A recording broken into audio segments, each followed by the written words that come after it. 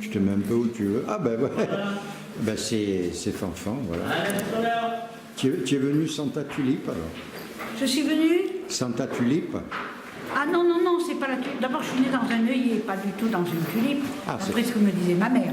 L'œillet, c'était quand même plus original. C'est Fanfan l'œillet. Et c'est Fanfan la Merlette. Ah d'accord. Du nom de la collection que je publie comme éditrice, Poésie, chansons de résistance, donc la Merlette moqueuse. Tu fais de la chanson? Je fais de la chanson et je fais de la poésie. Depuis quand tu fais de la chanson? Depuis l'âge de 3 ans, où on me mettait sur les tables à la fin des repas, des grands repas de famille, c'était toute une tribu, dans le Bordelais, dans le domaine de ma grand-mère, qui avait un cru, un vignoble classé, un petit vignoble. Oui, d'accord. Oui, le domaine de Pascalin.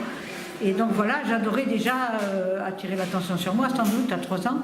Mais j'aimais chanter, et mes parents chantaient, tout le monde chantait à l'époque. Hein. Mon père jouait de la banjoline, il chantait dans les bars à Marins quand il était jeune.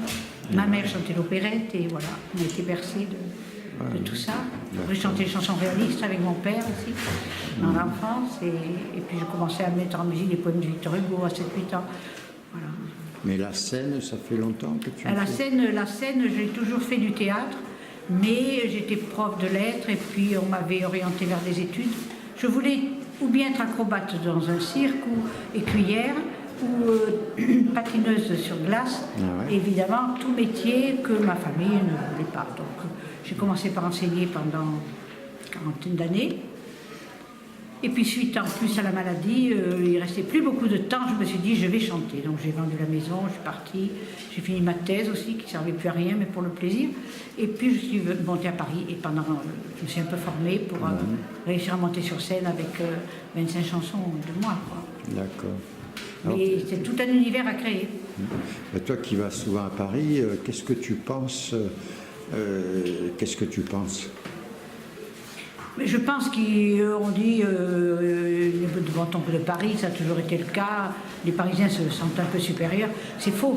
On est très bien en province. Après, je m'installe à Avignon et entre Avignon et Aix et Marseille, où j'ai fait mes études d'ailleurs. Donc on est très bien en province et on est chaleureusement accueillis, et notamment à la Cave des Artistes, par Richard, que j'ai connu à Paris quand même, hein, au Connétable. C'est la première fois que je t'ai vu, c'était à Paris. Donc il est bon d'aller à Paris, mais il n'est pas bon d'y rester. D'accord, ça c'est ce que tu penses. Oui. Et si tu avais un message à divulguer à tes frères humains qui vont t'écouter, qu'est-ce que tu dirais aux hommes et aux femmes de notre terre? Qu'est-ce que tu leur passerais comme message si tu en as? Je dirais que le chant a précédé la parole. Et le chant véhicule les chansons, c'est un art majeur qui véhicule beaucoup d'émotions, qui véhicule aussi des pensées fortes, puisqu'à toutes les époques, les révolutions, les révoltes ont été accompagnées de chansons.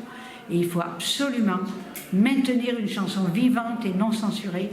Et c'est notre devoir d'artiste. C'est ça, ton message, c'est ça? Oui, c'est pour ça que je fais aussi des goguettes. D'accord. La chanson n'est pas éphémère. Et les paroles restent, même si la musique, à travers les siècles, est moins connue. Il faut chanter. Et tout le monde doit chanter, d'ailleurs. Très bien. Donc il faut chanter, c'est ton message.